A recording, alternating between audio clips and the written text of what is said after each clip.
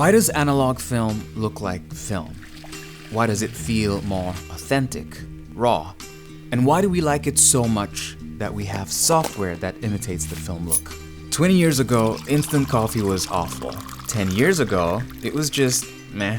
Today, it's actually not that bad. So, either it's gotten better or I'm just rationalizing the fact that I'm too lazy to make real coffee. Somehow, the instant coffee tech has improved, and I think the same goes for film emulation software, which used to make footage look the way instant coffee used to taste, but now give results that are almost indistinguishable from real analog film. Now, by definition, film emulation plugins or software are digital tools applied during post-production to replicate and imitate the look and feel of traditional analog film. Essentially, they make the digitalness of digital video feel more organic, more analog, and less digital. But what does that even mean? What makes digital video look like digital video? Maybe knowing that could not only help us understand why film looks like film, but also how to fake it. I started making videos right around the time photo cameras started getting the ability to shoot good video. The first camera I owned was the Canon 5D Mark II. I had absolutely no idea what I was doing back then, but I do remember doing a lot in an attempt to make the footage look less crisp, less sharp, less clinical. I installed illegal firmware to get a flat profile, I used filters on the lenses to get some bloom, and I learned color grading so I could make the colors warmer, softer, and make the highlights more pleasant. Now, of course, I didn't know it back then, but I was instinctively trying to make the footage look more analog, because there's just something about the analog film look that pulls you in, whether you're aware of it or not. Now, if you've ever listened to a vinyl record, there's those few seconds in between songs where you hear the soft crackles and pops and the sound of the needle in the grooves of the record. It's a whole vibe which we find pleasant and comforting, which is probably the reason why music still gets released on vinyl today. Digital music doesn't have that sound. The film look is basically the same thing, just visual. The imperfections created in the processing of film stock give a sense of warmth and authenticity. I'm gonna talk about 5 common characteristics of film. To understand what they are and why they appear, we first have to understand how film works. Analog film is a light-sensitive material that captures images through a chemical reaction. It has a thin gelatin layer with tiny silver halide crystals floating around in a suspended state.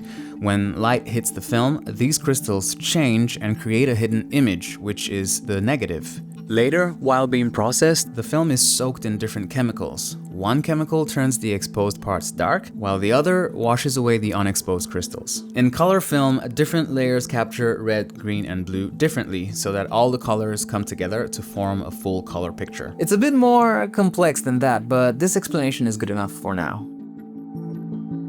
When you think of film, you think of grain. Remember the silver crystals I just mentioned? Well, the size of those crystals and the spaces between them creates a random pattern that gives analog film an organic texture.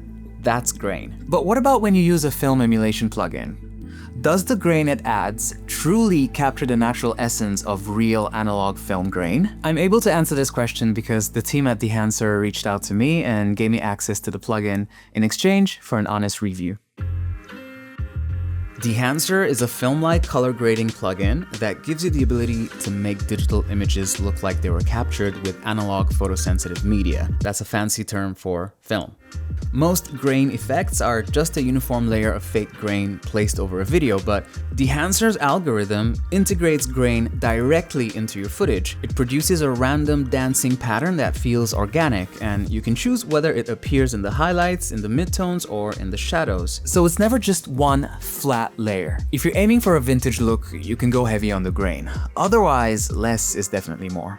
And speaking of vintage, there are a few other tools in Dehancer that help achieve that style. I'll get to them in a minute, but first, let's talk about highlight roll-off. Let's say you're shooting a sunset. You have a mix of bright and dark areas. Film doesn't record brightness in a straight one-to-one way. When light hits the film, the crystals don't just go from unexposed to exposed in one jump, but rather they start to change gradually. And as more light comes in and more crystals slowly become fully exposed, a smooth, gentle transition into the brighter areas is created. This gradual change is called highlight roll-off, and it gives film a characteristic soft contrast in the bright parts of the image, which you don't get in digital footage. Digital cameras capture light linearly, so when the bright areas exceed the sensor's limit, they quickly turn white instead of gradually fading like on film, because it's pixel on or pixel off. Now that might be an overly simplistic explanation, but it doesn't change the fact that highlights from digital cameras don't look as good as those from analog film. This is a problem that I've never quite been able to articulate until now. I'm literally understanding this now after doing this for almost 15 years. And for the first time, I'm starting to comprehend what people mean when they say there's something different about shooting on film. It's this. This is what is different. And Dehancer does this beautifully. It is my new favorite effect that I didn't know was missing from my life. If I were forced to choose one effect from this plugin, it would be this, because at this point, I'm not using Dehancer to create vintage film looks. I'm literally using it to better my shots, period. Now that, coupled with the way Dehancer renders colors, makes it quite unique, which brings us to our next characteristic, color rendition. A few decades ago, there used to be many companies producing film stock, and each had its own unique style with distinct colors and different characteristics. Different manufacturers had their own processes, which meant that each type of film had a slightly different look. Some produced warmer hues, while others had cooler, more vibrant tones. Back then, cinematographers would choose a specific film stock not just for technical reasons like daylight or tungsten, but also for the artistic feel it brought to a scene. But today, Kodak is the only major film stock manufacturer still in production, so there isn't nearly as much variety as there once was in the real world. But in Dehancer, I didn't even know her. But in Dehancer, each preset represents a different film stock, giving you a taste of that old variety. I do find myself leaning mostly towards the Kodak presets. They kind of always feel right. Maybe that's why they're still around.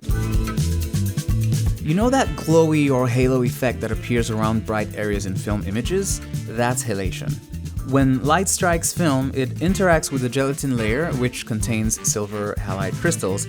Instead of all the light being absorbed, some of it scatters within the different layers of the film and even reflects off the film base. This scattered light softens the edges of bright highlights and creates a gradual transition between light and dark areas.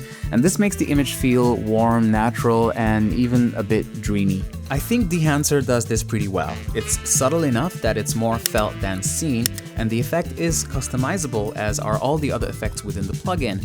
However, I think it's easy to get carried away, so I usually just stick to presets. While halation gives a soft and creamy glow, film processing also leaves behind tiny flaws like dust and scratches, which, although rough and chaotic, have a certain charm. During processing, the chemicals used to develop film often create tiny variations or little flaws like dust and scratches. These are the imperfections that give the image a handcrafted, organic feel.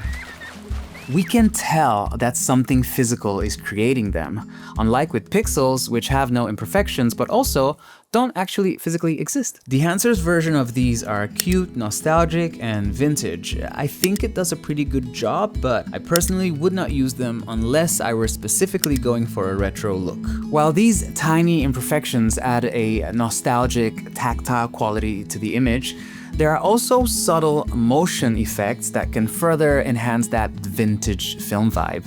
I'm talking about film breathing and gate weave. I didn't pull her weave. Film breathing gives your footage a subtle, almost imperceptible motion, a flicker that kind of reminds you that the image was once a physical thing you could touch. Gate weave, on the other hand, simulates the slight natural movement of a roll of film running through a projector. Both of these work really well together. I like the fact that you can dial these down to being almost invisible, but still very slightly there. It's one of those things where you can go really big or you can go so small that it's more felt than seen, and I think that's when it's best. For me. One thing I appreciate about Dehancer is that it isn't a one-click solution that magically transforms your footage. Actually, it kind of looks like crap when you first apply it. It's a set of tools that has pushed me to understand what film really is, which is a perfect blend of subtle imperfections. And this, in turn, makes me see digital images through a lens of what they could be when I turn them into film using Dehancer. Now, that doesn't mean the plugin is perfect. I said I would be objective and honest, so here's what I don't like. It's expensive. However, it's not a situation where I say, they're ripping us off, this should be cheaper. On the contrary, I think this is worth every penny, Can I afford it?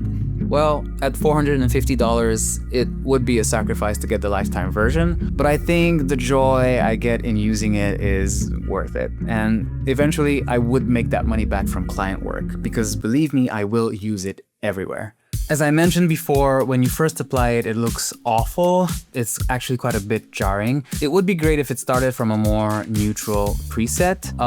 Also, the different tools all blend into one another, and sometimes it can be confusing. I'm always changing the settings on the wrong tool because they're so close together. And lastly, each tool has an enable button at the bottom, which doesn't really make sense because every time I use it, I inevitably have a moment where I'm tweaking something and not seeing any changes, only to realize that the tool wasn't actually enabled. So, I was doing all of that for nothing, and it's a bit frustrating. Maybe that could change with an update. If you want to try out Dehancer, you can use my promo code Anthony for a 10% discount, which is valid for all Dehancer products except the iOS app. Yes, they also have an iOS app, which has almost all the same features as in the regular desktop app. It has all the same presets and adjustments, and you can clearly see befores and afters. It's a really easy way to get the warm cinematic grain and soft highlights on your phone. I like how easy it is to switch from preset to preset. It's actually easier than in the desktop app where you have to scroll. And also you can fine-tune every detail until you get exactly what you want. Check it out, link in the description. Bye.